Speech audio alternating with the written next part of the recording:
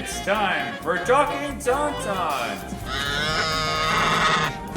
your Star Wars source at AIPTcomics.com. Hello and welcome back to another episode of Talkin Tauntauns. I am your host, Jim Lehane, and with me, as always, is Nicole Herview.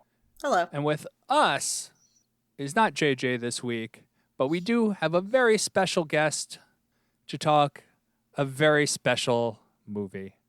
The final movie in our 11-part retrospective, looking back at all the movies, and it's the only movie that I've seen only one time before this.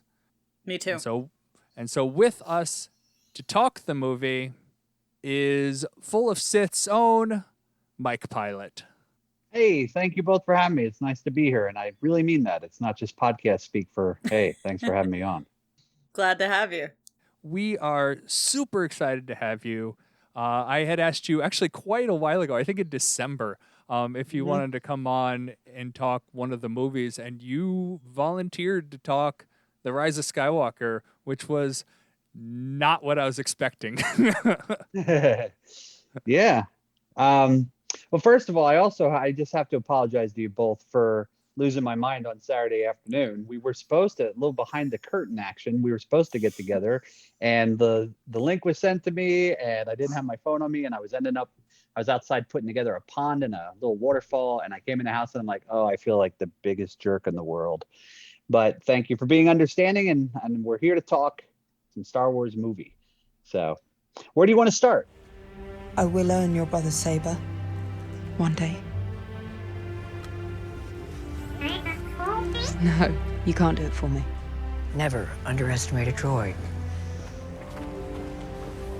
Yes, Master. We can give an overview of the movie. Rise of Skywalker is the last Star Wars movie to have come out theatrically. Since then, we've only gotten Disney Plus shows, or only as in they've been fantastic, but we haven't gotten any theatrical release. It came out at the end of 2019, right before the world shut down. And it's kind of funny thinking back how close it was. It was only 4 months before COVID hit. Yeah. It's weird. It's not the last movie I saw in the theaters, like, before everything went to hell, but I wish it was, because what I saw on New Year's Eve 2019 was Cats. Oh. And listen, I think the world split into two realities in that moment, and one was good and one was bad, and I'm in the bad one. And you picked Cats. That's it. It was. Listen, I'm a theater kid, and I never saw it, like, the show, and I was like, I got to see what this is all about. And then I realized that was the worst mistake of my life. And there is an actual recording of a theatrical production of Cats, and I would have been better off just doing that, but here we are. Are you blaming Cats for COVID, or it was just a weird coincidence? I'm blaming Cats for my life. Okay. Okay. No, I just wanted to be clear what we were talking about. Yeah, no, listen, maybe, but no, I'm just talking about my own experience and existence, because I don't know what happened after that. It might. I've seen Cats on Broadway. It's lovely on Broadway, but no, that's what I was thinking. Yeah. I mean, the only reason I watched Hamilton is because I couldn't spend the $18,000 for tickets. That's the only reason why I watched Hamilton on TV. But yeah, no, I get you. I don't know. Yeah. Some movies aren't meant for that. Yeah. Some movies aren't meant for movies. Yeah, right. Yeah. No, theater is a very specific experience, and but that's a different podcast. That'll be our next retrospective on. Heck yes. Deep dive into Cats. Yeah. I love it. Where's mine? I'll just put him on screen right now and be like, this is the podcast. All right. So the movie was written and directed by J.J. Abrams, with screenplay credits with Chris Terrio, but also the story credits also went to Colin Trevorrow, who was the original director tapped to do the movie before he kind of got the boot from what I remember. I don't remember. Didn't he have a flop with something? I don't remember if it was Trevorrow did something that upset somebody. with his performance, and then it was dropped. I don't know if it was something that was written or something like a treatment that they didn't. I don't remember the exact reason. Because he was the Jurassic World director, which got him the reason that got him this final movie was because Jurassic World was, in my opinion, I really enjoyed it. I did too. Lord and Taylor were going to do Solo, but that didn't work out either. So yeah, well, that's what I was going to bring up, is that this is right in the same time that we got a whole lot of director shuffling. Because even who did Rogue One? Name's escaping me. It's a great question. Yeah, that's a good question. Hang on, I can look it up. Finish your thought. But I'll get a name. He also kind of like had a lot of the script, or not, maybe like, Gareth Edwards. Gareth Edwards, yes. There you go. Thank you. He remained the director of the movie, but I remember hearing that a lot of touch-ups to the movie were done after it kind of left his hands. And so, well, then I just have to say right off the bat, I'm glad that happened, because Rogue One is almost a perfect cinematic piece of history. Rogue One is amazing. Yeah. Rogue One, yeah. I really enjoyed Rogue One. I really that's liked the one Solo thing about too. Yeah, I did too, and I didn't mean to cut you off, Jim. That's the one thing that I never got into with talking about movies or TV or anything. I am not a writer. I'm not a director. I'm not a producer in that way. So I'm not that artist, and far be it for me to sit here and dog what somebody's doing. But if they made decisions and it made it the final product was amazing, then I'm not going to say, well, they made the wrong decision, because I didn't think, like with Lord and Taylor, I didn't think that was the right movie to go with Solo movie, and Solo ended up fantastic. So yeah, I think that there's people in those positions like Kathleen Kennedy and other people that make those decisions, and a lot of people like to hate on that because they're not part of that.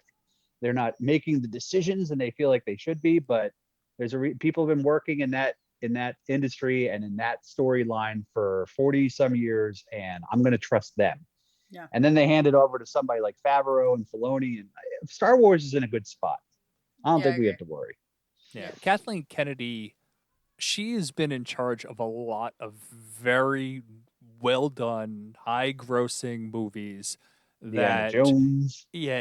Jurassic Park, going back to that, like if she sees something that she doesn't like, I'm gonna trust there's a good reason that she doesn't like it. And that guy, like the final product may not be what everybody wants or everybody likes, but there's a reason that she directed the train the way she did, and I'm gonna trust that she knows what she's doing because she has the track record. Right, Yeah, like the reasoning totally. is usually going to be sound.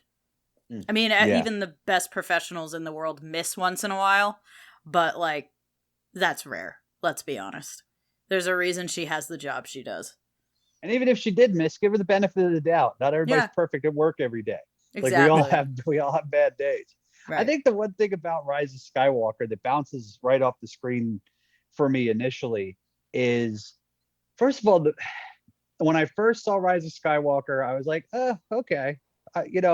Longtime Star Wars fan. People know that about me.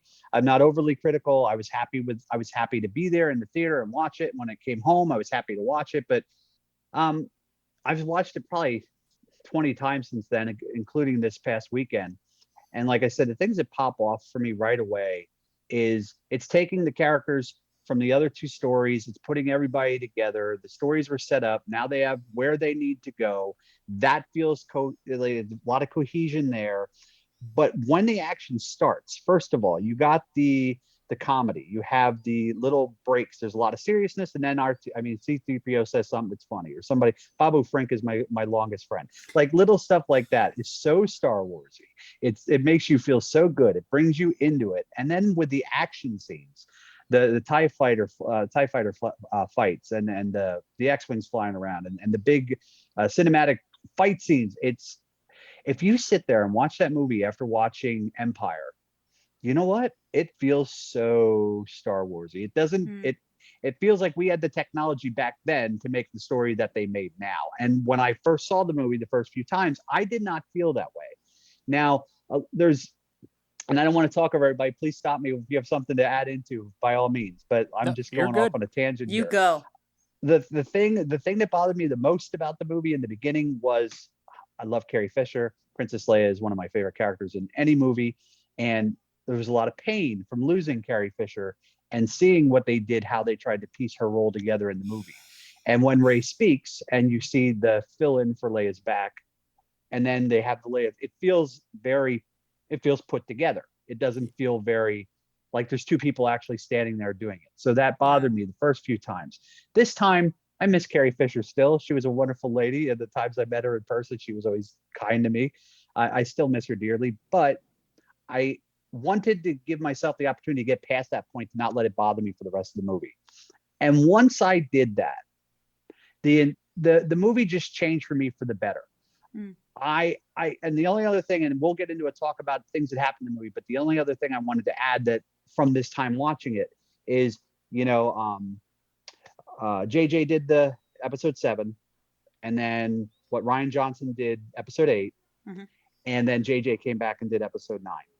I don't think Rian Johnson would have done the movie that JJ did. I think that actually JJ Abrams, and I didn't feel this way at the time, I think JJ Abrams was the right director for that movie because it was big. It had Star Trek elements. It had elements of Marvel. It out-Marveled Marvel is pretty much what I have to say about that. With the Emperor and his lightning and the things that they brought into Star Wars in this final movie, I am a convert. And by the way, I love your Darksaber. I'm looking at mine right now. Oh, thanks. Yeah, I have one right in front of me. It looks great back there. But anyway, yeah. So the movie has really, I know we can't sit here every day and rank Star Wars movies. And usually the last one I watched is one of my favorites. But yeah, Rise of Skywalker probably went from 5 or 6 to maybe 3 or 4. So I think that that's a positive sign. That's great. And if you haven't watched the movie in a while, try to go back and without any real expectations or just go and have fun. I was watching it with my family and I said, we're going to have fun. And we did. I love that. And I'm really glad everything you brought up, I do agree with. This was when we just did our rankings, which was a couple weeks ago.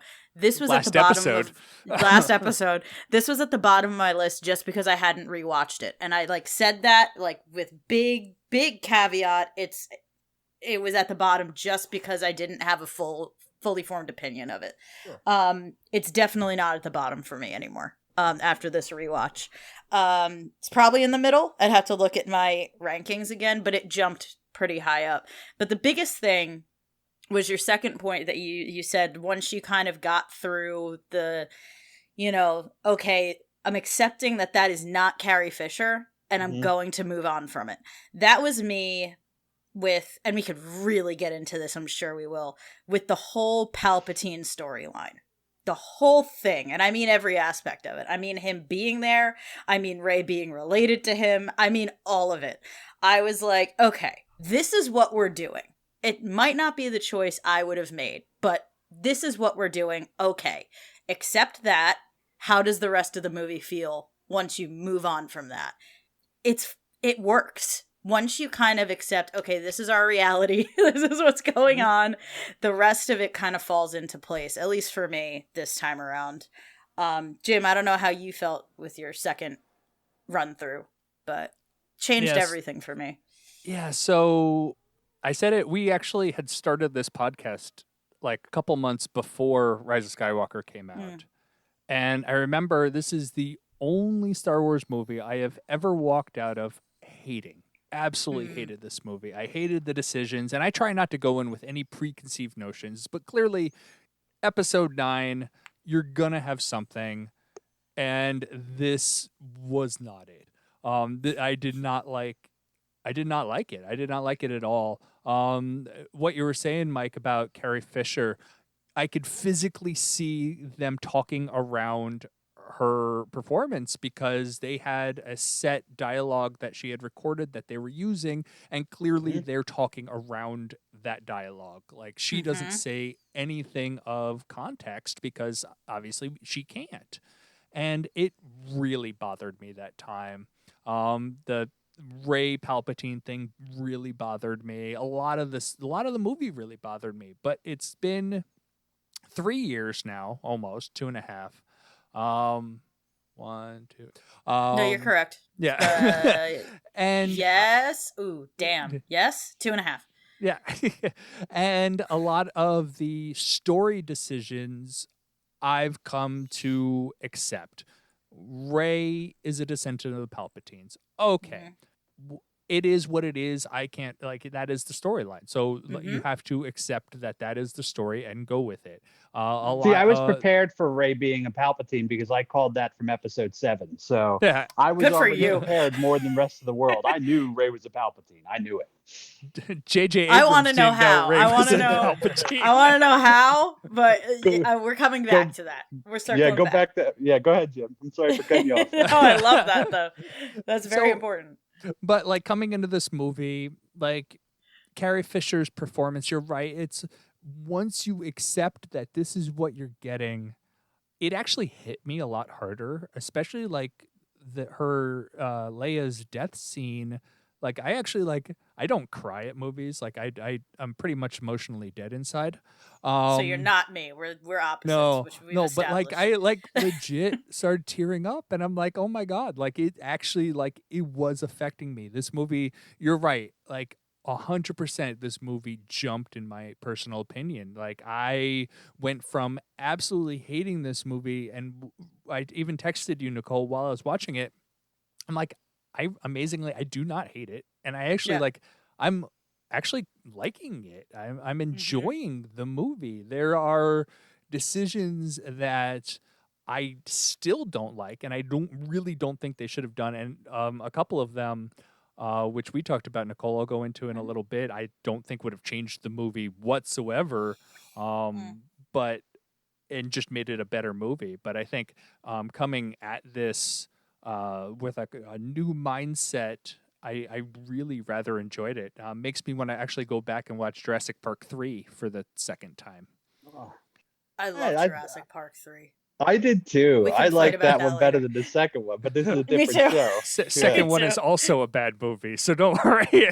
That's fair. Okay, again, different podcast, but yeah, I like the. They're not pterodactyls, but you know what I mean. The cage, the bird cage. The big bird cage. The big. So it's dinosaur cage. interesting, Jim, that you brought up about the sadness and the scenes that were like that. So the one thing that pops to my mind after you said that, and I remember looking at my wife and my daughter and saying this on Sunday because we watched it, on Easter, yesterday. And I remember this scene in the theater because I bawled my eyes out, and every other time I watched it, I bawled my eyes out. But those 3 scenes, Leia passing, Chewie finding out, and Han Solo and Kylo Ren on the those Yes. 3 scenes in Yes. a row destroy me now. Like I bawled through I the cried a Leia lot. scene. I was starting to tear up, and then The you get the Han Chewie. Solo, and then the Chewie, the pain and all of the loss that Chewie has had since the beginning, his 250-year-old self that he's had since Star Wars started. So much pain, and I'm so happy that that Maz gave him Han's medal at the end from Leia. I'm I so sobbed. happy. Why did I sob? Why did that get me? Because it meant a lot to you. Because it meant that you knew the relationship, you knew everything they went through. But yes, Chewie's scream and his fall to the ground, one of the biggest, strongest guys in Star Wars, it floored him, and it floors me. Yeah. Still. I mean, talking about it now, wow. It's very upsetting. It's truly distressing.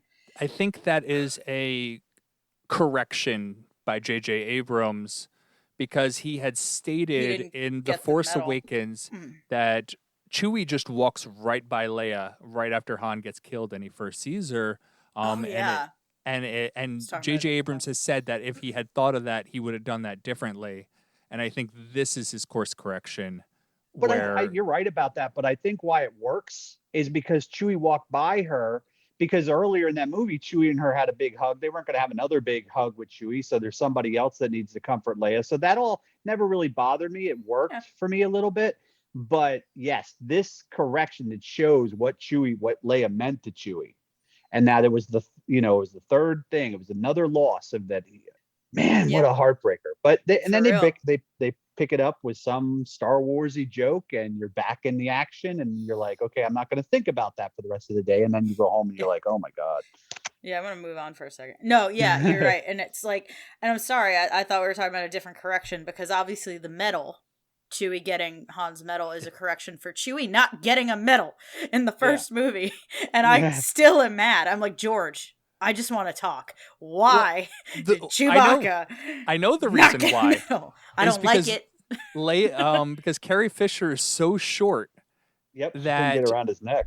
they didn't want to make it look ridiculous that she was trying to put it around his neck and like standing on something, so they just didn't give him a medal Chewbacca, at get all. on your knees and get your medal. Well, the other thing was I with said that what I said. argument is they were on steps. He could have stepped a couple steps down. Right. yeah. Like there were yeah. ways around that. But yeah, no, the point is we have what we have, right? So I was just so overwhelmed because I forgot that happened in the movie. Like there Me was so too. much discourse around this movie and so much talk about it, and that's why it was so almost healing to watch it with like 2.5 years separating viewings. And to be like candid, I didn't hate it when I walked out of the movie. I was just like, okay, I don't like a single decision they made, but it was entertaining and I enjoyed it. I was just, for a while, I was like, I need to remove all logic from Star Wars or else I'll hate it forever. And so that's what I did. But this fixed it. And because I had forgotten so much about this movie, that moment crushed my heart. Like in the best way. It was just like, you're going to cry now, you emo child. And I was like, okay. Well, I'm And a that's grown what man. I cry at Star Wars all the time, so Yeah, man. I don't feel bad about it. I just, I think I didn't walk out of it hating it either. I was overwhelmed by it. It was so much Star Wars. It was so much stuff that they added into it. It was so much stuff of the Force that we didn't have any idea about, and they're handing lightsabers through the Force to each other, and like this is all stuff that if you're I was born in 75, Star Wars came out in 77, so what I've been taught my whole life is there's a certain way. And then when the prequels came out, now we have midichlorians and I have to figure that out. Now we move into more stars, and they're finding things in the Force that through Rebels and through Clone Wars and through any of the other shows that they have built this to a fact that, you know what, why I said earlier in the show, why JJ was the right person for that. It had to be big, not Michael Bay explosions big, but it had to be an epic ending to a Skywalker saga. And you know what? Like I said, it had a Marvel kind of gravitas to it. Where is that Star Wars? No, not necessarily so much, but they're telling us and they're showing us new things in Star Wars. And that's what's great about Star Wars is because next week, something else could come out that will completely turn all of this up, all of us around on our heads and be like, I had no idea that was possible. Like liking Boba Fett, which I do now. So, what are you going to do? Yeah, it's the moment with the lightsaber switch, that's another time that I cried. I actively got overwhelmed and like cried at that moment because I've said many times, clearly I am the like target audience for Kylo Ren. Like his whole thing that he kind of represents He's in emo. a way, the toxic fanboy trope that of like, I worship Darth Vader and I will beat up anyone who like disagrees, and like just his whole like pretentious thing. And like that's a one brand, right? Of course, of toxic Star Wars fans, and I fight with them every day on the internet because they come for my head. So like I am the target audience for that because it's like we're making fun of them, right? Like here it is. And I love that a little bit. And then like obviously he's emo and weird, and I'm the target audience for that. Even so, I'm not the biggest Kylo Ren fan in the world. I'm just not. I don't get it. I don't get the obsession. He's fine. Like he's a great character. That's where I leave it, I don't know how you could be, and I'm sorry for cutting you off, but I will forget this point, and I just wanted to get it out real quick. Go. I don't dislike Kylo Ren. He makes me laugh. I don't agree with all of his decisions. Yeah. But my wife looked at me at the end of the movie, and she's like, I still don't understand why they had to kill him off. Why couldn't they live happily ever after? I'm like, well, first of all, Star Wars isn't happily ever after. And second of all, he redeemed himself just like his grandfather did, and that's wonderful. But I kind of gave Kylo slack for a while, and then I think it was after Last Jedi, I kind of let it all go because your mom and dad are two of the most famous people in the galaxy. Your mother's a powerful Jedi. Your Uncle Luke's a powerful Jedi. Your father was GD Darth Vader. Like, you have a lot to live up to. Even if he was the best Jedi ever, he's still not Darth Vader. He's still not Luke Skywalker. He's still not Han Solo. So now he has all these things that he has to live up as a little kid. You know, if you're a little kid at school and your parents are famous, everybody expects you to be famous. So now he has all this to live up to. He gets brought in by Snoke. He gets, well, actually the Emperor, and he gets all messed up in his head. He goes against his family. He kills his father. He does all these terrible things. He falls in love with this girl. Look, that's a hard life. Now, a lot of it was brought onto himself, but it's hard to hate Kylo because he does redeem himself. He does show Ben Solo. Ben Solo does come back, but he's such a baby. He's such a whitey, throwing tantrum babies in those the first two movies and part of the third movie. But it gets better. I totally genetics. agree. Yeah. No, it's totally fine. I agree. I mean, he really does redeem himself, and I think I like Ben Solo. I think that's what I like. That guy. I like Kylo Ben Solo. is a pain in the ass. Like, just to be real about it. But before the movies came out, the design of Kylo and him talking to Darth Vader's melted helmet, I was sold on Kylo right away. Excellent. Yeah. But yeah, I love his arc. I love where it goes. I do agree that was it. He needed to go. I'm happy Rey's alive and he's not. But that's not because I hate him or nothing. Just like, that's a better story for me. Well, he couldn't. He can't face the galaxy after all the terrible things he did. That's what I was thinking. Is the reason you kill Vader, the reason you kill Ben Solo, because nobody wants to sit through the next movie of the 36-hour trial where they bring up all the dead people. Right. And also, his last act is an act of sacrifice. That's so anti everything he did in the last 2.5 movies in a good way. It's the antithesis of Kylo Ren. It's Ben Solo, and it's just a beautiful moment. And he sacrifices himself. His last breath he gives to Rey to be like, no, you gotta go. Change everything. Go change the galaxy and do it without me. But he also had to do that because Rey killed Kylo Ren and brought Ben Solo back when she brought him back to life. So he had to repay that favor because he wouldn't have been there if Rey wouldn't have saved him to begin with. So Rey saved him and he saved her back. Wonderful, romantic, Star Warsy. Good stuff. Beautiful. They ended that on a good note. Yeah, I really loved that and appreciated it. And the other thing about him is he says a lot in throughout the movies, but a lot in this movie. It's too late. Like, I can't go back and change what I've done. And in that moment, he does. Like, he's finally convinced that he can, and he does, and he takes that opportunity. And he's such a good character. Throughout all 3 movies, he's a fascinating character. Do I like him as a guy? No, not until the end. But he's a truly excellent character through and through. And he sold it. And Adam Driver is a phenomenal actor. Adam Driver is a phenomenal actor. He's so good. I really do like Kylo. I think we talked about it in the last couple movies that like he's so interesting to watch on screen.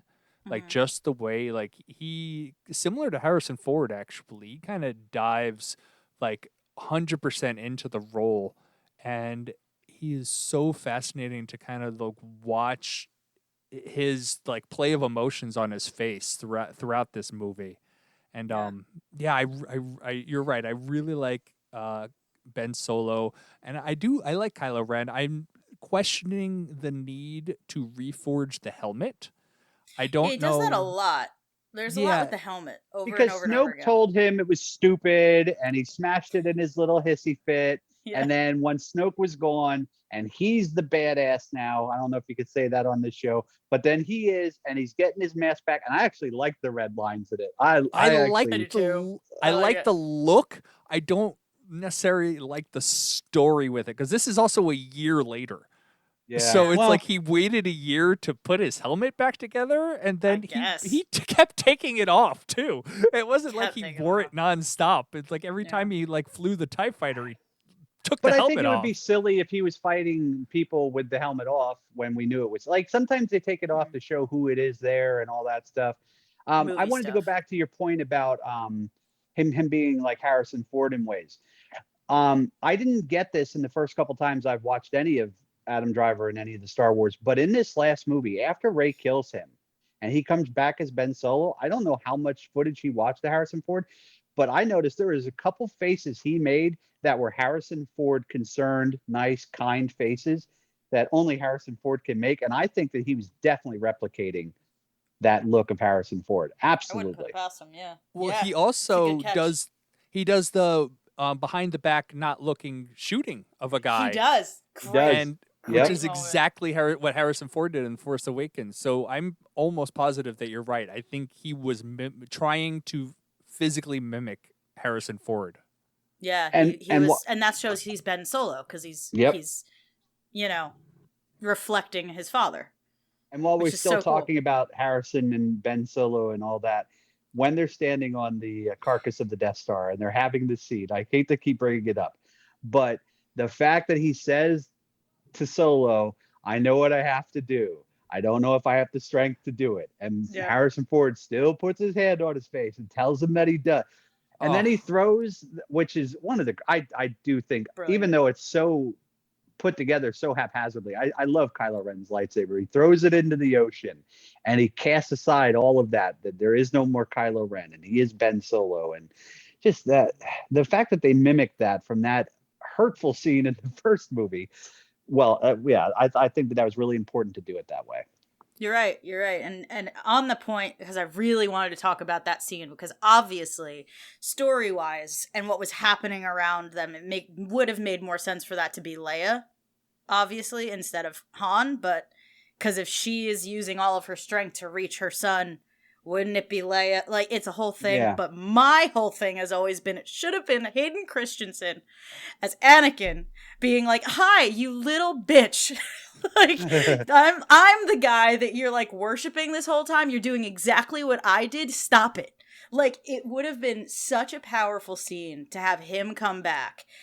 And thankfully, this is before we knew he was coming back to be, Anakin ever again. I could not get it out of my head sitting there as a writer going, that should be Hayden Christensen. Oh, That should be it would have Anakin been an Skywalker. amazing scene. It would Yeah, have been it really would have. bananas. But for me, in the end, because I did give this a lot of thought, because I've always thought that when that happened in the movie, I was expecting to see, maybe we would see Hayden Christensen. But Mhm. for me, with that arc, though, for Ben to be healed from killing his father, it had to be with Han. It had to be the forgiveness. It does work. and all Yeah. those Yes. things. And It works as it is. I just have a personal. I know. Yeah. It's Oh, it would have it's been cool. feeling. It really would have been cool. it's more emotionally impactful it being Han Yeah. Yeah, sure. because It's he more doesn't Star know. Warsy cool if it would have been Hayden Christensen. If it would have been Yeah. Anakin, that would have been cool Star Wars Yeah. callback. Just like having Darth Maul at the end of Solo is Right. cool Right. Star Wars. But And also, yeah, we know for a fact that Anakin can do the Force Ghost projection. I don't know how. I guess Leia is sending Han. I guess that's what she's doing. It's his but- memories. He Yeah, even that's says all very I'm just a interesting. memory. yep, it's all in his head. Yeah. Okay. Yeah, that's fair. That's- It's that's still why like he's- it's clunky. That part to me is like clunky, It and I'm is. still like But that's why he's processing not- what the heck is going on. That's why he's not blue because it's Right. not That- Yeah. force projection. It is. Right. He even says Yeah. you're just a memory. He's like, yes, you're Mm. right. I am just a memory. There's him And just for the processing. storyline of it, it couldn't have been Leia because they couldn't get the lines from her to do it, unfortunately. Yes. And Yes. she has to force project herself to him for him to hear her to save Rey and to save him. So like Mhm. it's just like with Leia not hugging Chewie in the first movie, when after Han dies, it's like it kind of doubles up on it, and then people would sit there and go, "You're doubling up on these things, and that's not Mhm, right." mhm. And so there's sometimes with Star Wars, there's no winning. So Yeah, you you're right, go with yeah. what you think is best, and some people are going to love it, and some people aren't, and then This some whole people change their movie- minds. This whole movie That's is the whole movie, an yeah. exercise in you're not going to please everyone. There is no winning. Like You that's can't exactly. win. You can't. You can't. And so I wanted to go jump back to basically the beginning of the movie and really yes. talk about the overarching theme of this entire 9-movie trilogy where we're trying to wrap up 9 movies. How do we do that? And JJ pulls in the Emperor. Now, that's the lack of overarching story for the sequel trilogy does kind of like, why did we not hear about the Emperor before? But that is not what we have. This is what we have. We knew the Emperor wasn't coming back, or maybe he was. We really don't know. Honestly, I don't think Rian Johnson had any inclination that the Emperor was ever even a No, thing. I don't think so at all. No, that man knew nothing. Yeah, And so that's not any fault of his own. That's the fact. Rian Johnson put the best movie together he could with what was given to him. In my opinion, absolutely, absolutely. Definitely. I completely agree. I think my biggest 100% my biggest problem with this movie is the opening crawl that starts off with the dead speak. The dead The speak. dead like speak. It drives me Okay. bananas that they introduced Palpatine in the movie in the opening crawl. Yeah. I think it would have been better to have really the opening almost exactly as the same. Don't mention the Emperor at all. Just have Kylo looking for something, and that he knows is out there. Literally the same look, same Wayfinder, same everything, and he finds the Emperor there. I think that would have been much more impactful than having the Emperor introduced in the opening crawl weirdly. And I can see where you're coming from. I can totally see where you're coming from, but I'm going to have to completely disagree with you, because I'm telling you, I was waiting for them to say that the Emperor was related to Rey. I was waiting for it. So opening crawl, boom. Okay, now I can get on with the rest of this movie. All right, what's going to happen? Yeah, But I it's can see what interesting. you're saying. Yeah, I've said before, and I will say it again because it's relevant now. I have no problem with Palpatine coming back. It is completely in character that this son of a gun would find a way to do it. Like, it is absolutely it is. I found it once I had the Book of Sith, and like in like the notes that like all of the Sith write in the book, Palpatine wrote like something around like, is this the key? Like, he had pretty much figured out how to make himself immortal with cloning. Well, that's in Legends. He cloned himself repeatedly. Like, yeah, it's just, I'm like, yeah, okay, I accept it completely. My disagreement comes exactly what you're saying, Jim. How? What? Where did there's? Somehow I don't Palpatine like the execution. returns. Listen, I'll tell you what. The reading of that line is not as sassy as I remember it being. I was he's not really serving that much sass. What Oscar Isaac was serving so much sass in interviews that I think like the lines got crossed. Like, he makes fun of the "they fly now" line constantly because it's terrible. That because is a terrible line. as John Boyega says, they've been flying since the Clone Wars, so that's ridiculous. Like, it's a stupid moment. But whatever. That I there's think stupid moments throughout all of Star Wars, and that's why I'm accepting of it. I'm accepting of the bad jokes. I'm accepting of weird plot twists. I'm accepting of all those things because it's always been Star Wars. And the thing with Palpatine, once Palpatine died, when I first saw the original movies, I had no inclination to Palpatine to come back. I didn't expect it. But when he talks with Anakin about Darth Plagueis, that was the moment that I said, if there's more Star Wars, we're going to see him. And then when they introduced Rey, and everybody's like, who's Rey's parents? That right after we saw the movie, after we saw episode 7 on Full of Sith, I said, nobody's going to like this, but I'm telling you, the Emperor is related to Rey. And boy, did I get a lot of slack for that. Boy, did I get people make fun of me for years about that. But vindication. I mean, it was a lucky guess. It was an educated guess from what I was given in Star Wars. But and still, if there was a different guess. director, if there was a different director, it could have went a whole different way. Yeah, I don't mind it. I really don't. I prefer a Rey nobody storyline. Which is what I said all along. I did say that all along. It. I would have been fine with that. Yeah.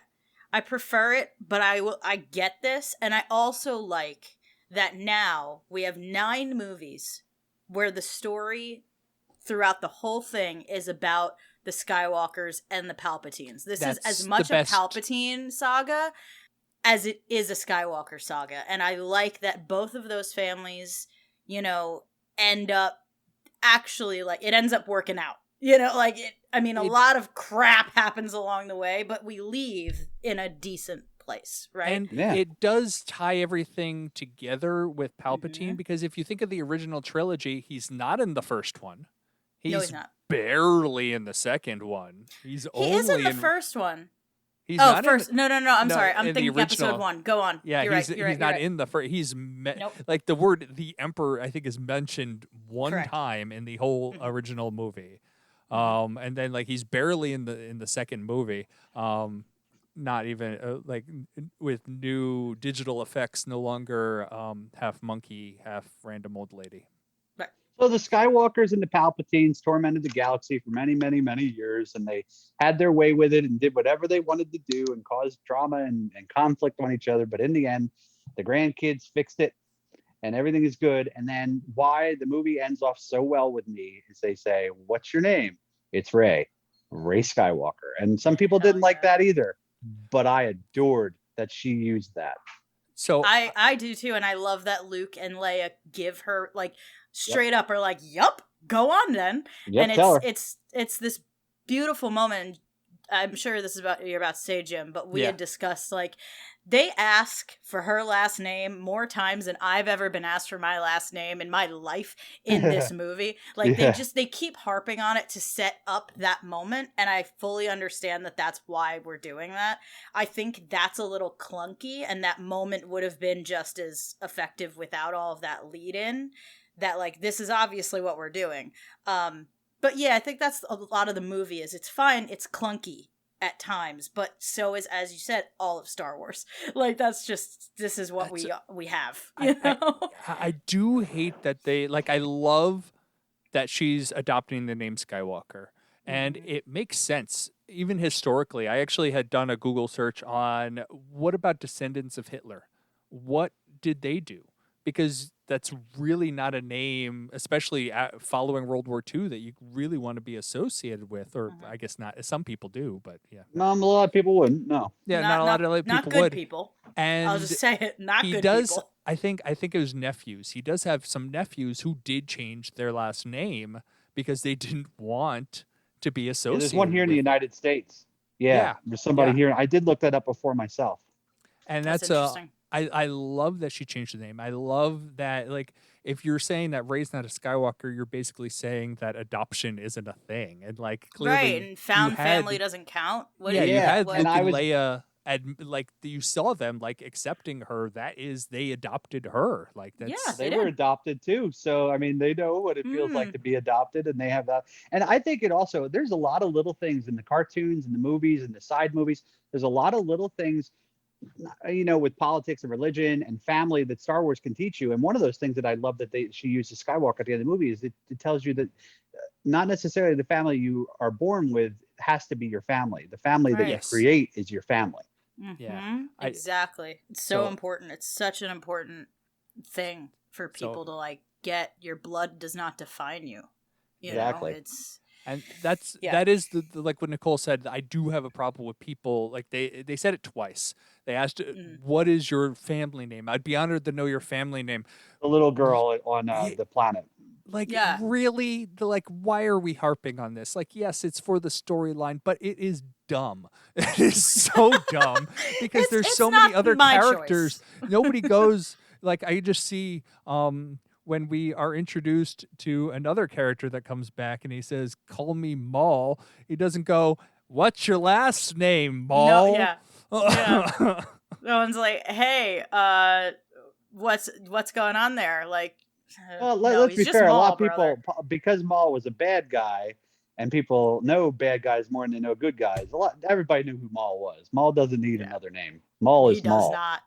But like Kira is Ra, her last name. Like we have Finn. Nobody asked Finn what his last name was. Like he doesn't have one. Like, but they don't know that. They don't know that. Right. You're absolutely right. Yeah. Speaking Finn of didn't talk to the little girl. Ray was. Yeah, right. So. You're right. I gotta talk about Finn. I gotta talk about Finn in this movie. Okay, John Boyega is a treasure. First of all, second of all, he was done so dirty in this movie, and it's one thing that I'm like, I can't let go of this. he like gets to use the Force a little bit throughout, and like it's so obvious that what he's trying to tell Rey is that he's a Force user, and all And of the it, like most he's Force sensitive. Awkward first bringing up, like we're about to die. I want to tell you.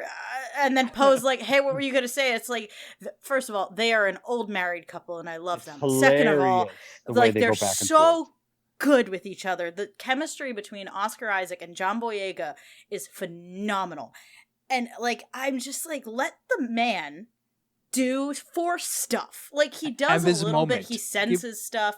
He doesn't get a moment. He never actually, I think, outright says that it's like insinuated and it's obvious if you use your brain. But like he never actually gets that moment of like, I'm a Force user, like I'm Force sensitive at least. I could be trained, like if he had asked Rey at the end of the movie to train him, I would have been happy. That's all I need. I needed that scene. Where was it? I think you needed to assume that because he's Rey's first student, because Rey has the books. Rey is the last Jedi. She has to start a school up. Finn is the obvious person. And then the little boy that was on Canobite, he's another obvious person. But so I guess that works for me a little bit. Just the other I'm sorry to go back to it, but one of you said something about a scene that didn't work or something that wasn't right. Neither does Tusk's horses running on a Star Cruiser, but I actually really liked that. I'm liking it. When I saw the trailer, I'm like, what the hell is this? But when I saw the movie, I'm like, you know what? That's actually really super cool. I do. Science, I like that. Science be damned. I love that. Physics where? No one cares. No, it's just that. Just I get why John Boyega is so mad. Like I get it. They should have done more, but it was over 2.5 hours, and a lot happened, and there's some things you have to sacrifice. It is but he was done well because John Boyega is a treasure in Star Wars. Absolutely, he is. Absolutely is. I just wish they could have figured out a way to finish out that character arc. I thought what they did with the other defected stormtroopers, that was nice. Was great. I really enjoyed that. Another thing that I'm like, there was so much that could have been cut for me from Last Jedi or changed from Last Jedi. Like, I just wish I could give more, take a little bit of runtime from Last Jedi, which I love, by the way. Take a little bit of runtime from Last Jedi and give it to Rise of Skywalker. That's not how life works. That's not how movies work. But here's the scene you can do it in. You ready for the scene you can do it in? There's no way that Rose's little skid speeder that was falling apart drove the other way for 10 minutes and then came back and saved him before going into the cannon. Was she have a super speeder? No, apparently they could have done something different with that and taken that time and put it into the other movie and then had Finn raising rocks. But no. There's just a lot I wish they had done. That's the scene that bothers me the most. That she's driving away for the longest time, and then all of a sudden she's right next to him. Right there. Yeah. She was also sidelined in this movie. I'm sorry, Jim. Totally. That's what I was going to bring that up.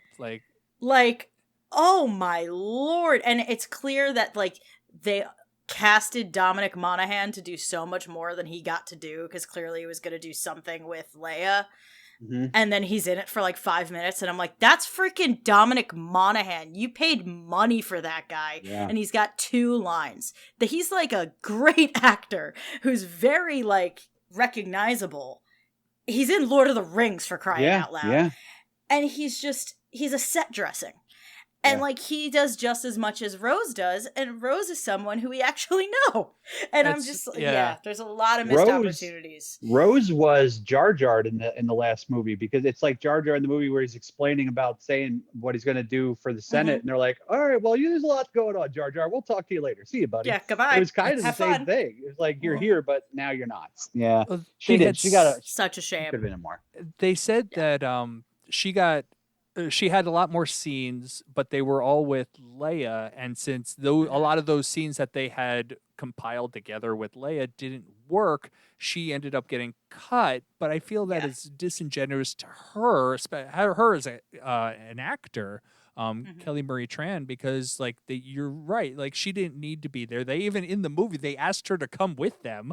And I'm like, she should have gone with them. She should have been part of that group, but I think they were trying to keep the trio as a trio to kind of mimic the other movies. But I feel Well, like there's you're that, right. and there's also a lot of things to do on the back end too. There's a lot of things to be done at home too, and she was, yeah. I don't know. Would she have been another wheel? I mean, C-3PO was there; he was serving his purpose, and if Rose was with them on that trip, she wouldn't have been with. Yeah, there would have been other things She that could have wouldn't been have in worked out. Claude's position with Claude. Oh, come on. There's just a lot of, it's clear that, to be completely fair to everybody involved, it is clear that Carrie passing, which was very unexpected and very sad and obviously devastating to everybody involved in the project, anyone who's worked with her, obviously her family, the fans, everyone. But another side effect of that horrible moment was the movie suffered. Oh, it put the whole movie into a shredder, and they had to piece it back together. Well, then I you think got the that, what ifs. What if it would have happened? It might Mhm. have been a different movie, but it also might have not. They might have really crapped the bed on it. who knows? And It's then- So just, at the end of the day, we'll never know. I think to myself, what was given to me acceptable and something that I want to continue to watch for the Yes. rest of my life. Yep. And you know what? After this weekend, I can say 100% yes, 100%. Yeah, I'm It's with not you. Empire, it's not Rogue One, it's not Revenge of the Sith, but it's right there after Revenge of the Sith, I would say.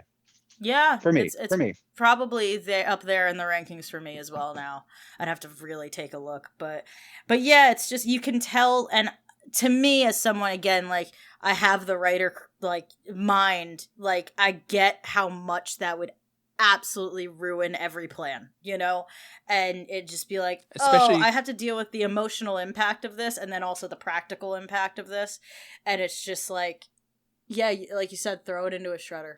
Like, Well, they're all just try to consummate piece it together. professionals because I don't think I didn't want to watch Star Wars after Carrie died, let alone would I want to film it. No, because it was Yeah, right it's after tough. that happened. So She very died sad. before The Last Jedi came out, or it was like yeah, it was because it was Yeah, after she yeah. had just finished filming The Last Jedi, and it came out like a year later. So this is quite a bit of time actually after she had passed, like 2 or 3 years. And so you're Yeah. right. And this, theoretically, she was the backbone, or she was supposed to be the backbone of this movie. This was her movie. Like, Yeah. each of them got, the first one was Han's, Luke's, and then Leia's. Yeah. This was supposed to be her movie, and she's not even present for 98% of it, obviously. But yeah, it's useless to talk about the what ifs. And like you said, does what we have work? Yeah. I mean, I'd give it a B+ for how much it actually practically works, but it's very enjoyable regardless. And that's, I think it all comes back to, this is what we have. Internalize that for a minute. Okay. Like we're like, take what we have. We can't change this. Nicole, How do if we you- move forward from here? Nicole, Yes. if everybody had your mindset, there would be a lot less toxic fans in Star Wars. Yep, tried. that's my mission in life. Is like, And get everyone to from- just put it from down for a minute. Day one on Full of Sith, I'm like, I love Star Wars. There's things that I'll make fun of. There's things that I don't Mhm. like, but Mhm. overall, I love it. And I'm not Yeah. gonna be a hateful person and dog it online or to friends just because Yeah. they like it or because of any of those things. Like, yeah, I'm perfectly. I mean, the Disney stuff does help too. I mean, if we were left with Rise of Skywalker and we didn't see Mandalorian or Boba Fett or any of the other things, I don't know. Maybe that's the what if again. Like, would I feel differently? I don't know, but I'm happy with where possible. we're at. I'm happy with Yeah, where me we're too. at. Me too. I'm very happy with what we have. I found the Rise of, I remember the first time in the Rise of Skywalker, the first 20 minutes of this movie are so fast. Like, you are getting cuts and jumping around and everything. And I think this time through, I knew so much more that they don't explain to you. Like, that first planet's Mustafar. Never knew that. Took me forever to Oh no, you didn't. No, because they have trees. Like, I understand now where the trees come from, but then it's like, what It's is not going lava. on? Yeah. And it's just it's so fast. But now I'm able to understand it a lot better, and I'm able to follow. It's not like I'm sitting in a movie theater and so many things are being thrown at me, and it's like a spaghetti, like, see if it sticks. It's a lot more sticking.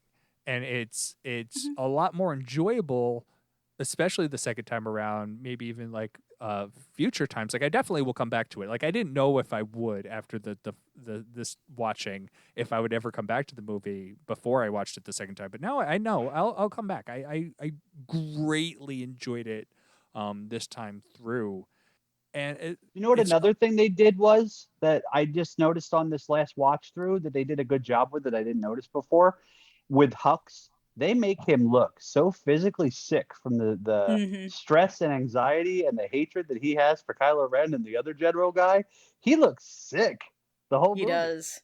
Listen, Pride. Donald Gleason. Donald He's Gleason. also amazing. Domino. Amazing, Domino? amazing. Donald. I've heard him say it Donald 700 Gleason. Yep. times. I've listened to he explained how to say it and I said, "Okay, sir, that's how you say it." Donald. It's a Okay. very, very Irish Yes, name. that is It's Irish. Donald Gleason. He's great. His He's a dad's Harry great, Potter too. man. His dad's great. Yep. They're phenomenal actors, and I think he absolutely owned. There's that moment when he shoots the guy. He's like, "I'm the spy." I'm like, "You're my favorite person in the world right now." I Like, don't I care if laughed you so win. hard. I need Kylo Ren to lose. He's Like, so convincing. He's so Yep. good.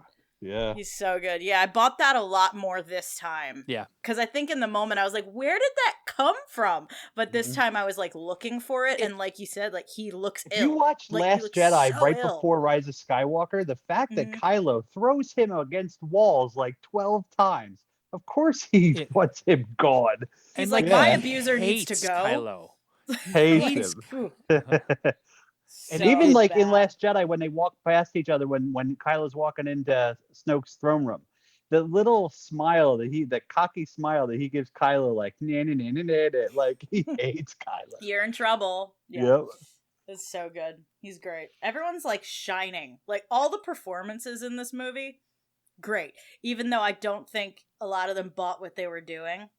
John Boyega and Oscar Oh, Isaac definitely constant Well, did that's not like after half the of what fact. they were A doing. lot of But they gave it everything. Like there are things that Oscar Isaac does with Poe in this movie that I'm like, I loved you 10 minutes ago. I love you more now.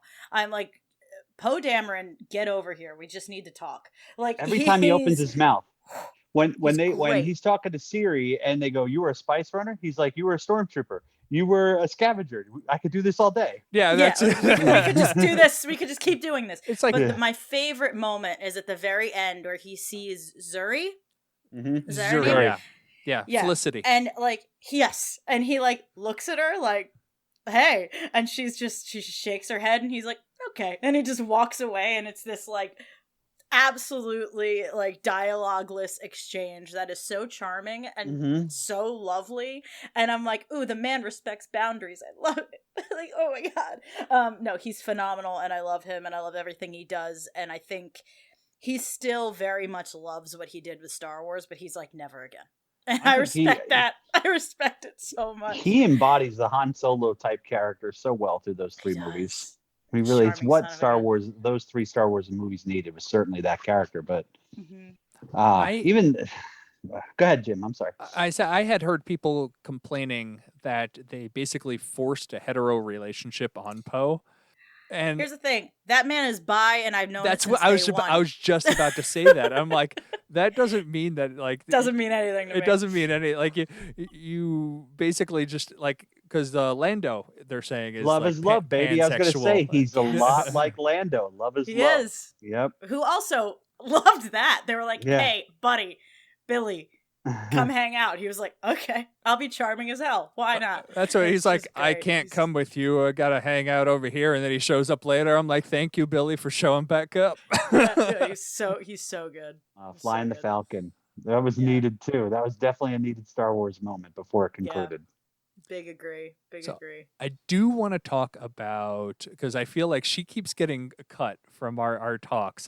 Before we're like on the end, I want to talk a bit more about Daisy Ridley and like her, like basically being Yeah. the backbone of this trilogy. Her and Adam Driver are the trilogy, and Oh, we they're talked so about good. Adam Driver a bit, but Daisy Ridley, like I loved her acting in The Last Jedi, and I feel like she keeps like she is full in, like and she didn't even like from what I gathered, she doesn't sound as burned by the movie as the No. other principals. Like, I Mhm. feel like she would come back if one, the price was right, as Yeah, anybody. yeah.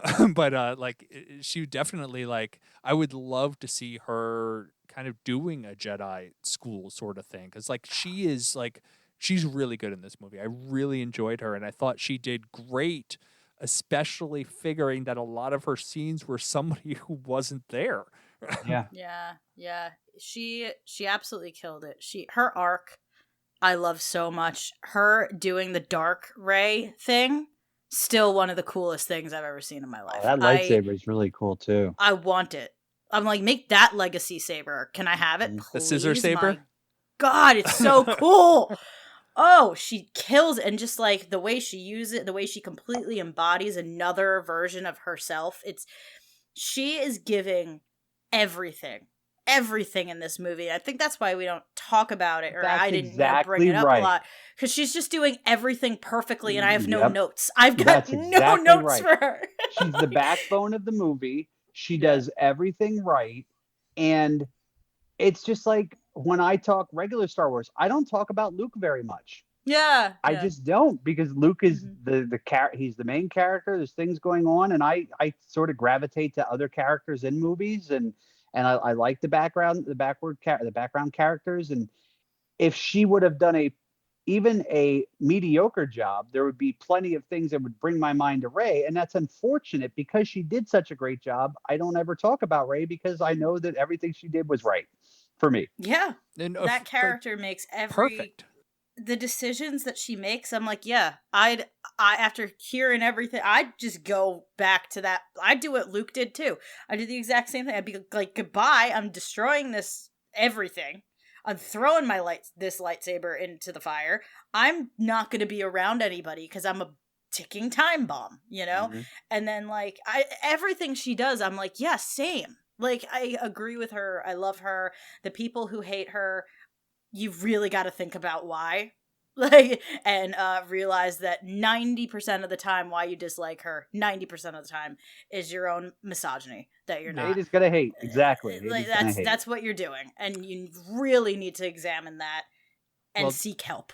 yeah. That's all I can say. Even the scene with Leia where she's talking about how she shows respect to Leia and she asks for permission to go do it, but she's like, Mhm. I'm gonna do it regardless because that's what you would do. Like, Yes. perfect line. Perfect. And that's Excellent. it. Like, there's literally no, like, you can't hate Daisy Ridley. Like, I can't, like, You can't. you I don't can't. get Like, it. she is like, she is like the perfect, like, She's perfect such in a the sweetheart. role, perfect in the, like, the movie. She acting her butt off, and she's really good. She's Really so good at it. She's And so good. all of the hate and all of the negativity that she got on Instagram and Twitter and all those other things, and she stuck with Star Wars and she stayed with it and she did it. Like, she Good for put it her. up on her shoulders and she carried those 3 movies. Like she carried Luke Skywalker in that Yeah, very famous just like photo. she carried I love Luke that. Skywalker. Phenomenal photo. And also just I want to say, like, her training with Leia, I would have watched a movie of just that, and I would have Mhm. cried the whole time, of just Leia training Rey. Stop. Mhm. I love that we got a little bit of it. I'm not going to say we needed more of it. We got exactly what we needed there. But I would have watched an entire film of just that. I love that. I love it so much. She is serving everything. She is giving everything. She's such a great character. And another I thing love that her makes arc. Rey so strong in that last movie is she does get training from Luke. She does get training from Leia. They have different mindsets. Leia stopped because of the things that were going to happen in the future, and Mhm. so Which there's did different happen. points of view. Yeah, exactly. So there's different points of view. So she gets it from both sides. She sees it from. I don't want to put it into these light, but I'm going to. She sees it from the male perspective of Luke. She sees it from the female perspective from herself and from Leia. She has Yeah. a strong female role model in Leia, somebody to look up to that doesn't have to be man. She doesn't have to look up to a male. You know what I mean? Like, Yes. I would watch the whole movie with her and Leia doing Jedi training. That would have been a great movie. I would have been fine great. with that. Yeah, It I would have been think awesome. if we had Carrie, it would have been super awesome, because they would. We already had her training with Luke for the last movie, so they would have needed to do Kicking something his butt. different. like her training would need to be different, and I would love to see with Carrie Fisher there, what would they give us? What kind of training would she give to Rey? Because it would have to be different than what Luke did for just storyline. You want something different, and so I think that would have been like. I think a lot of the stuff that Rey's doing with the Force then is because of Leia, because Luke was more about he didn't. There's Jedi mind tricks and all those little things, but Luke's very passive. Yes, a lot of the things that Rey did were Leia moves. They really were. Yeah. And it's so interesting because the biggest complaint I hear from people about, I'll be very generous and say people, from people who complain about Rey, their number one go-to is she's a Mary Sue, meaning that she just has these abilities and there's no explanation and blah. I'm like, she trained more than I ever saw Luke train. Like, she trained arguably just as much, if not more, than Luke did. Stop. She also grew up in what we could be considering like the slums. Like, she needed to defend herself just to eat. Like, right, we saw her able to fight immediately because she had to. You doofus. Like, it's just, she'd be dead. If she didn't do that, she would be deceased. And I love the moment where she slides down in Tatooine. She takes the little sled and she has the exact same moment of her first moment on Jakku. screen. Yep. On Jakku. Oh, it hits different. It's so good. I love her. I will defend her. I won't keep defending her because we're amongst friends. I think we're on the same page, so I won't scream a lot about it. But yeah, she's just phenomenal, and I wish people could see her the way we do. You know, I Jim, like really Nicole wish needs that to go on full of Sith and talk with Holly. I think that's what I you love need to set. We've that had up. Holly. on. We've had Holly on the Holly. show quite a few times. Yeah. Okay. Oh my God, I'd be thrilled. I'd be thrilled to come on anytime. Yeah, you and Holly are kindred spirits for sure. I love Holly. I adore her. Yeah, me too. Yes. She's amazing. Yeah. So, but yeah, that's my spiel. I'm done. Yeah. One thing I wanted to bring up that I have done a 180 on, and we have brought this up a few times in the previous shows, especially about the previous movies, is the gradations of the Force, of how The Force Awakens works perfectly because it's new aspects of the Force, but it's just a slight twinge. The Last Jedi, again, just a slight twinge. This one I thought was a giant jump. It's not. It is just a little bit more of a twinge because with The Last Jedi, you are getting the transference of matter. You get the water coming through. And so you get them touching through the Force when they're in their dyad connected Force thingy majiggy. You have Luke showing up on Crate. Yes. And so it's not a giant leap. And even in this movie, they slowly build up to the lightsaber when they're fighting and different aspects of the rooms get shot between them. Like Vader's mask going from... Cranberries. Cranberries. Oh, it like... I sitting there watching it, you're like, they do build up to the lightsaber switch. And it makes so much sense when they do it. It's not like, oh my God, they did it. Because it seemed at the time it seemed out of nowhere, but it's not. It's not if you look at it in that context. The biggest jump for me, or for anybody, I would think, is the Emperor's power. The amount of power that the Emperor, being able to shoot the electricity and knock all the ships out of the sky. Yeah. Now we're talking a next level of use of the Force with that. Well, he's plugged in. It's like the same when your computer's running on a battery versus plugged in. He's just more powerful. Disagree. Yeah. it's an interesting moment. But yeah, I also like the whole, they don't really explain exactly what a dyad is, but like I get it enough. But like they straight up are like, yeah, this doesn't happen. This is weird. Like this is very like a very intense connection that they have. And they make like a point to be like, you've probably never seen this before, audience, and that's the point. Like, it's okay. They lampshaded it. That's the technical term. Lampshaded it very nice. The power of the two is giving life to the one. The power that they had together. Cool. Because that's the thing. They wouldn't have succeeded either way without each other. Yeah, 100%, 100%. They were Yeah. It's a beautiful They story. brought it together. Well, like It's a beautiful similar story. to that, the Force healing. I heard people complaining about. We were actually introduced to that. I think in Rebels they did a Force healing right Rebels. before, Yep. Yes. right Yep. before the movie came out. But even then, like, it just makes sense. Like, of course, the Force would Yeah. have powers to heal. Like, this is just dumb if you're Right. gonna question this. Like, Yeah, I mean that was pretty much the whole thing Palpatine was like talking about with Anakin, like, yeah, we could heal, you could heal people. Your Jedi aren't doing that, but you could. And, like, maybe that's why we hadn't seen it. I don't People fully, think it's you know. unnatural. Yeah, like, ooh, what a line. And I said it with him. I was like, ooh. I like when they redid unnatural. that line. Was like, I'm like, okay, that's a good line at the Mhm. time, and it's a good line going I back loved too. I really Yeah. loved it. Yeah, really. Yeah, is. I don't mind the Force healing. It feels like it should have always been there. It makes Yeah. sense to me. When she healed the snake, that seems like that should have. Yeah, definitely should happen. That was I a have totally no- zero Zelda problem with moment. Every time Yeah, I it was. watch that scene, it's a Zelda moment where she that. she heals the snake, and all of a sudden the passageway opens up. I'm like, I Yep. played Yeah. that game. Yeah, that's a video game moment for sure. And every time I look at it, I go, "Ooh, it's a basilisk," and that's it. That's my thought process there. Forgot about that, and then I was like, "Oh yeah, there's a giant snake in this movie." Oops. Randomly. Yep. It's Now, really if somebody cool. would have started talking parcel tongue, then I would have said that's a little ridiculous. Yeah. Whole different movie universe, but Different thing. otherwise, Yeah, Yeah. but I'm trying to think I what like that else. with the Jedi. They can speak to animals. They can communicate through the Force and Mhm. let them know that this is okay. They do that in Rebels. They do that in other, So Oh yeah. makes perfect sense why Oh, she couldn't 100%. get out of that hole that Rey could. Yeah. Yeah. I think Um, one random point that I hadn't talked about, it just a little minor thing.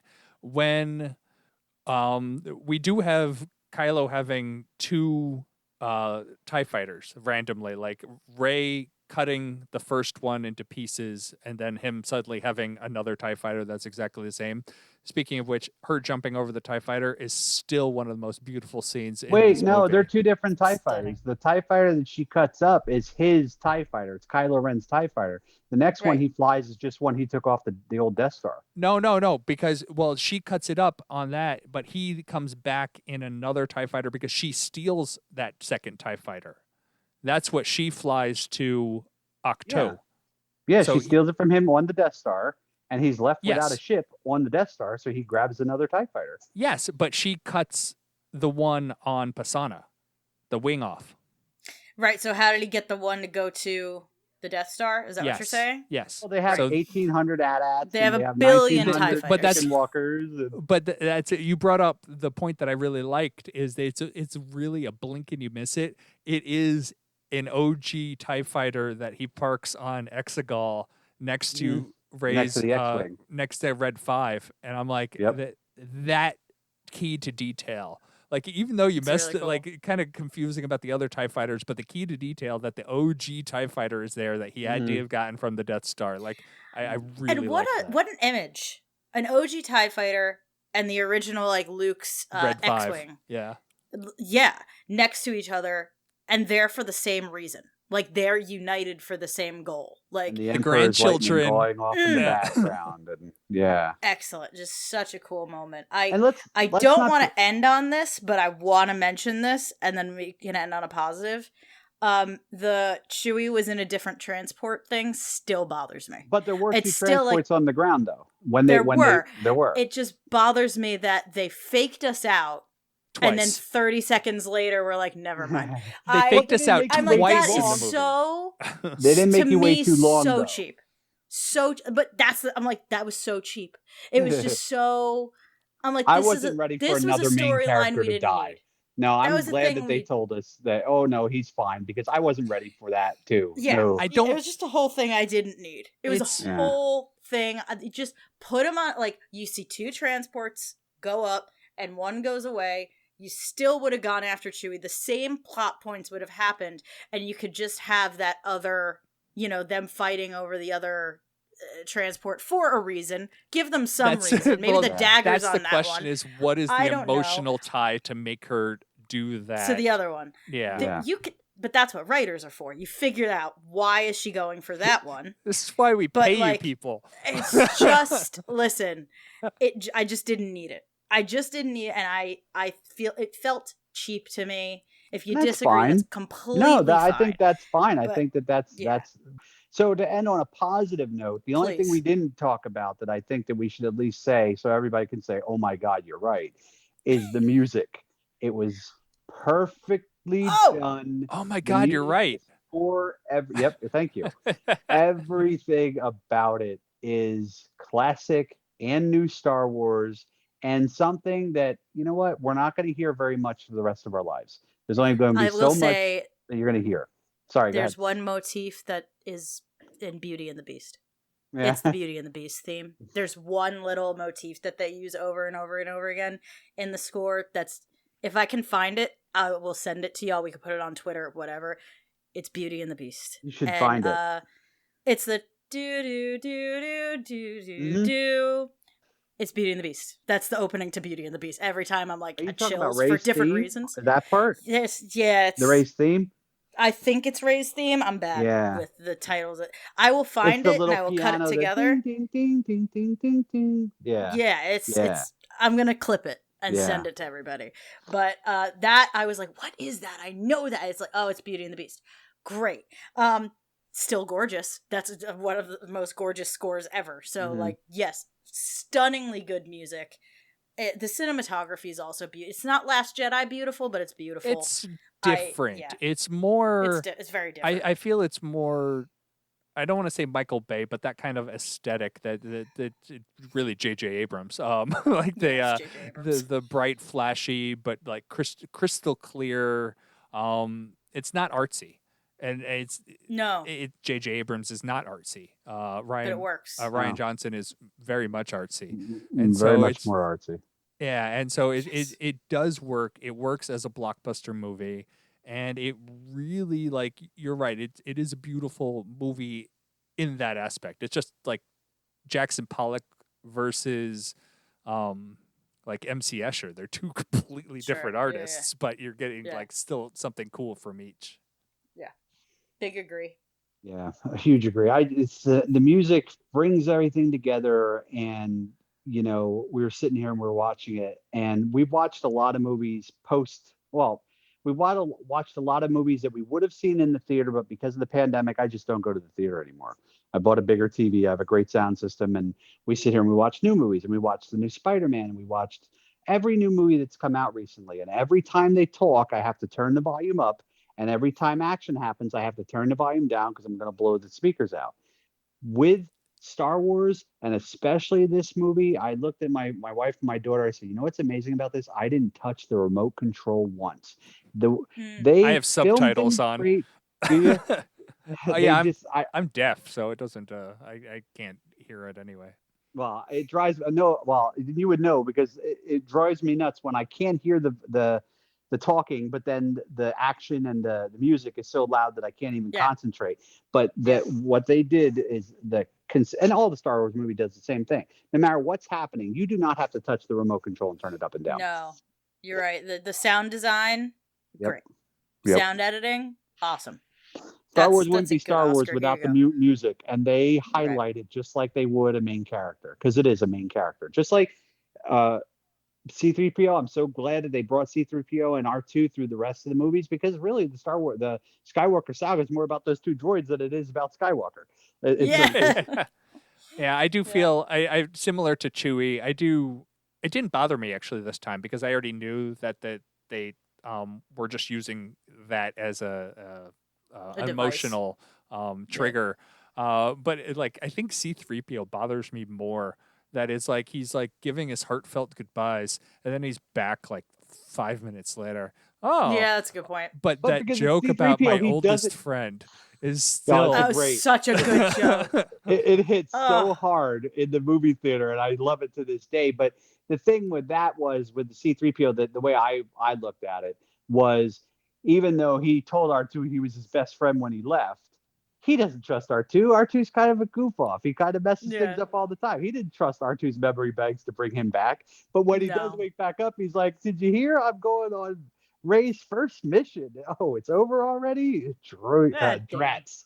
Yeah, like I thought it worked out all right. In the end, I thought it all worked out all right. Yeah. Yeah. But if we would have had this conversation, if you two would have came on Full of Sith the day after we watched this movie 7 times in the theater, I had a completely different, and I will 10 years from now, I'll have a completely different mindset because it's where you are in your life, the things that are going on, your understanding of other people and how things work. Like when I was a little kid, I was just interested in seeing cool things in Star Wars and lightsaber battles and all that stuff. And now it's about the emotional connection and the family that you make and all of those other things. And that's my Star Wars story now. Well, that's what, that's why The Last Jedi hit so hard for me, because I feel like I'm Luke, and I understand it so well, and so it is. You're right, 100%. Like where you in your life is going to impact your feelings on the movies. 100%, 100%.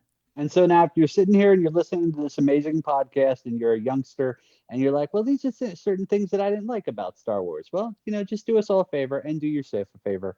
Go back in a couple years, watch it all over with different eyes, without expectations, and I think that you will be pleasantly surprised. And you can sit there and say all you want. You're wrong, Mike. That's fine. One day you'll agree with me. One day.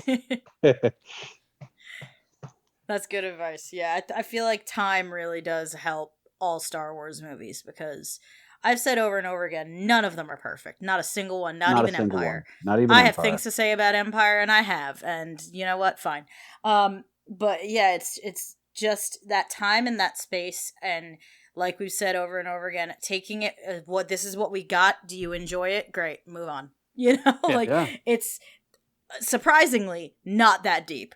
There's plenty to love and explore, and it's deep in that way, but you can make it it's deep, a fun space but movie it doesn't about have wizards. to be deep. It's like, let's just enjoy this beautiful story about found family and good versus evil and the hero's journey and all that. And perfectly timed jokes that take things that are so sad that you're crying for 15 minutes and you're right back into the movie and you're like, okay, what's happening next? Yeah. They do such a good job with that. So good, so entertaining, so effective. I don't have anything else other than I wish Jana was coming back in something else. I think she would be, her and Lando would be phenomenal movie on wherever they take that. Yeah, I like that. I would love that as a predecessor, sequel, predecessor. I don't know, something. Prequel. Sequel after this movie. Oh, and after. Whatever. After Film. Something with them would be great. Something with them. Follow-up? And follow up. Spin-off? She's not the Both. daughter of Lando.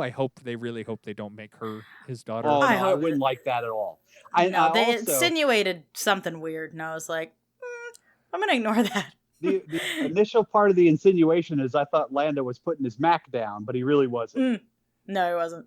No, he was being old man, talk to the young fatherly, people. and he was being helpful. Yeah. But I think that she was originally supposed to be his daughter.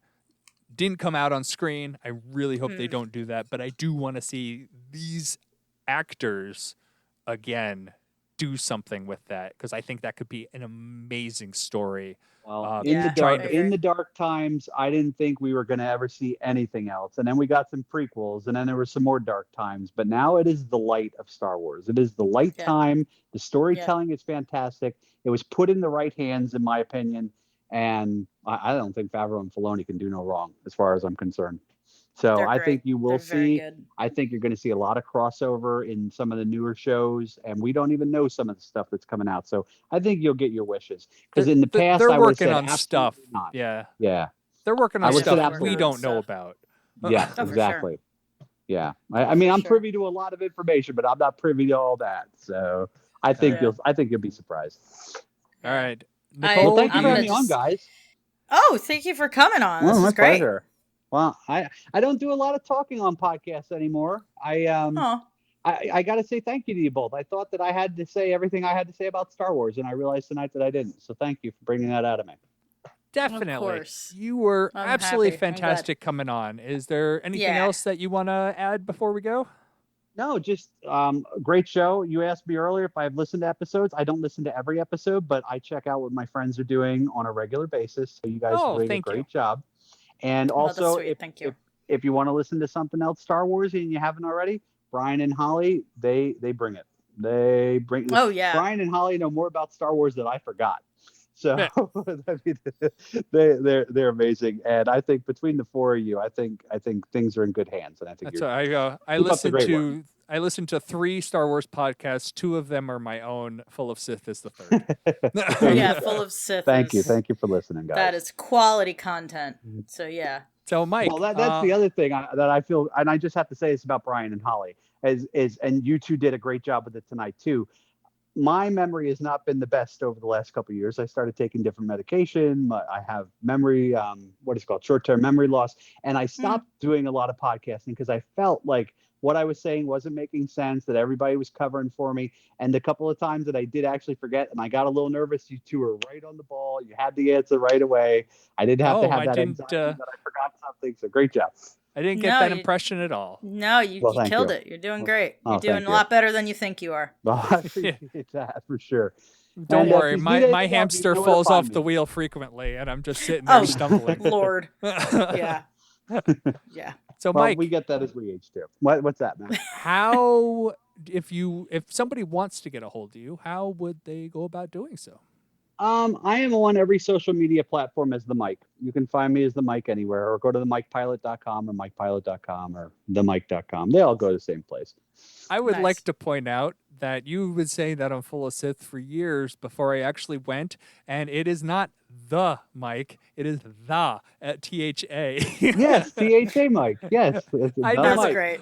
I'm like, there's no Nah, the Mike pilot. I never said the Mike. I said No. the Mike. He's effectively dropping the mic. Yeah, just a joke. I'll go Yeah. home. It's one of those things where, Holly and Brian said that to me forever, because they're like, you can follow me on Twitter here, and you can go here, and you can do my Patreon here. And I am a bad self-promoter. I'm Mike, here I am. If you want to find me, themike.com. I mean, I don't promote. I'm just not good at it. I just don't. I will promote the hell out of everybody I love, but for me, it's just not my thing. But thank you for asking. Thank you for asking. Anytime. Well, if you want to find us, you can reach us on Twitter at Talkin Tauntauns. You could email us, talkintauntauns@aiptcomics.com. And I did that correctly this time without any stuttering. so. And I put my We ats also in the have right a- spot. Yeah. We also have a Patreon. We also have a Patreon through AIPT Comics. So we would love for you to come on, join us on Discord, and you can talk with us. You could join our we're not calling it the book club, Star Wars book club anymore, because we talk other stuff like the Book of Boba Fett. So it's just our Star Wars club, our monthly or so-ish meetings that we get together with everybody and chat whatever we want. Where do you do that at? Do you do that on Discord or? Yes. Yeah. Yeah, Yes, we do that's that on cool. Discord. That's super cool. Yeah, it's fun. It's Yeah. cool. Well, let me know next time you do that, Jim. Text me and I'll join. Yeah, that would be It'd great. be awesome. Yeah, that'd be cool. And with that, I'll call it a wrap. Another long episode, but we typically do the movies is a little longer because Little there's longer. so much to talk about. I could still keep talking about this movie. Yeah, we could Yeah. unpack for another 2 hours about this. movie. Yeah. I could talk for as long as the movie is. Yeah. Mhm. So So with that, we'll see you next week.